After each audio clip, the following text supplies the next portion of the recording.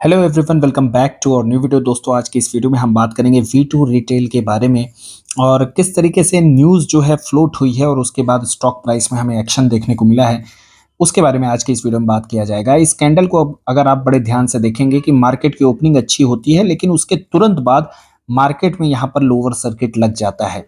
जबकि इस डेट यानी कि 28 अप्रैल की अगर हम बात करें, तो उस दिन के अगर मार्केट का ट्रेंड देखेंगे तो मार्केट में अच्छी रैली थी, मार्केट फुल ऑन ग्रीन में था। एक क्वेश्चन तो मेरे मन में भी आया कि आखिर इस स्टॉक में लोअर सर्किट क्यों लगा हुआ है, क्योंकि स्टॉक ऐसा तो है नहीं कि कुछ इसमें नेगेटिव चल रहा हो, क्वार्टरली अपडेट्स भी अच्छे आए हैं। Then what is the reason कि यहाँ पर लोअर सर्किट लगा हुआ। और फिर उसके कुछ घंटे बाद ही मार्केट आवर में एक न्यूज आती है कि इनके सीईओ हैं मंशू टंडन, और इन्होंने कंपनी से जो है तो अपने सीईओ के पद से रिजाइन दे दिया है। इनकी होल्डिंग अगर आप देखेंगे तो इस कंपनी में बनी हुई थी पिछले कुछ क्वार्टर तक, और उसके बाद 1% से जब कम होल्डिंग हो जाती है तो वो डाटा जो है स्क्रीनर पर नहीं दिखता है। जनरली सीईओ का रिजाइन कर देना एक बड़ा क्वेश्चन मार्क जो है वो लीडरशिप पर आ जाता है जनरली, लेकिन ये उतना बहुत बड़ा एक तरीके से लीडरशिप वाला मतलब मिसिंग लीडरशिप का सिग्नल नहीं देता है, क्योंकि कंपनी जब सीईओ के रिजाइन होते हैं तो तुरंत एक इंटरिम सीईओ भी असाइन करती है, और उसके बाद जो है कौन परमानेंट सीईओ रहेगा उसकी जो है तो सर्च में भी कंपनी रहती है और एक बेटर सीईओ को फाइंड करके उसको फिर से रीअपॉइंट करती है। बट यहाँ पर एक जो है इस कंपनी में रेड फ्लैग नजर आ रहा है, एक रेड फ्लैग की पॉसिबिलिटी है। ये मैं ये नहीं कह रहा हूं कि गारंटी के साथ कि ये रेड फ्लैग ही है, but there is a chances of red flag regarding the corporate governance. सबसे पहला तो ये जो कि बहुत ही इंपॉर्टेंट है, lack of the news being a public listed company. यहाँ पर मतलब कॉर्पोरेट गवर्नेंस बहुत बढ़िया होना चाहिए। न्यूज़ जो है मार्केट में पहले ही थी, स्टॉक लोअर सर्किट लग चुका था और उसके बाद न्यूज़ जो है पब्लिक की गई। तो ये एक बहुत बड़ा मतलब एक तरीके से मैं कहूँगा सेंध है इनके कॉर्पोरेट गवर्नेंस। और उसके बाद जो सबसे बड़ा इशू आया है वो है अनएक्सप्लेन्ड रीअपॉइंटमेंट्स। अगर मंशू टंडन की बात करें, this is not the first time he has resigned and being reappointed many times at to the post of CEO। और इसकी अगर आप हिस्ट्री देखेंगे तो 2017 में मंशू टंडन जो है तो रिजाइन करते हैं। उसके बाद 2018 में अगर आप देखेंगे तो इनका नाम जो है प्रेजेंटेशन में सीईओ की पोस्ट पर देखने को मिलता है। उसके बाद 2019 में देखेंगे तो ये जो है तो फिर से रिजाइन करते हैं, लेकिन 2020 में एक बार फिर जो है तो ये सीईओ की पोस्ट पर इनका नाम जो है ट्रांसक्रिप्ट में जो कॉन कॉल होती है उसमें दिखाई पड़ता है, एंड अगेन 2025 में इन्होंने रिजाइन कर दिया है।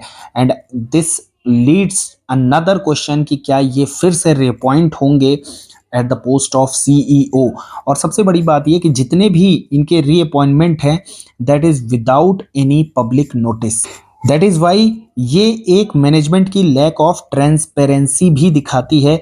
Investor trust is built on clear, regular and honest communication. तो ये कम्युनिकेशन जो है तो यहाँ पर मैनेजमेंट कहीं ना कहीं लैक कर रहा है, and that is why repeatedly resign and returns create the corporate governance issue. हो सकता है कि यहाँ पर या तो मंशू टंडन जो हैं बोर्ड ऑफ डायरेक्टर्स को कंट्रोल कर रहे हैं, एक तरीके से उन्होंने कंट्रोल कर रखा है। कुछ होगा, हो सकता है कि कुछ पिन पॉइंट उन्होंने पकड़ रखा होगा जिसकी वजह से बोर्ड ऑफ डायरेक्टर्स बार बार मजबूर हो रहे हैं उनको रीअपॉइंट करने के लिए। मतलब whatever the reason, clarity नहीं है, ट्रांसपेरेंसी नहीं है, and that is why I am telling कि यहाँ पे रेड फ्लैग का एक इशू जो है वो इस कंपनी में दिखाई पड़ रहा है।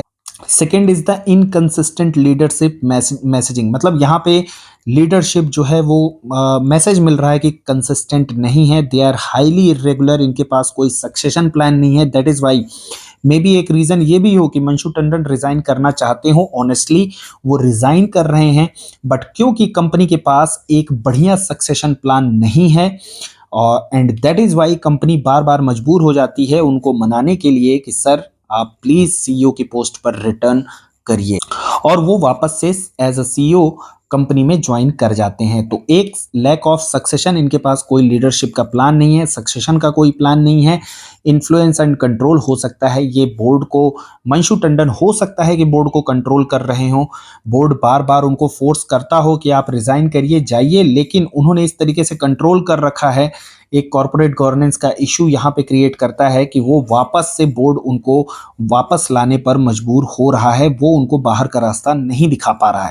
तो ये एक क्वेश्चन मार्क आ रहा है कि आखिर मजबूर कौन है, बोर्ड ऑफ डायरेक्टर्स मजबूर हैं या फिर मंशु टंडन जो हैं वो थोड़े से मतलब एक तरीके से कह सकते हैं कि वो बोर्ड को कंट्रोल कर रहे हैं। तो ये एक लैक ऑफ क्लैरिटी है और ये एक बहुत बड़ा इशू है वाकई में। मतलब बहुत सारी अच्छी अच्छी कंपनियां हैं। I have seen a one of the best example of HDFC.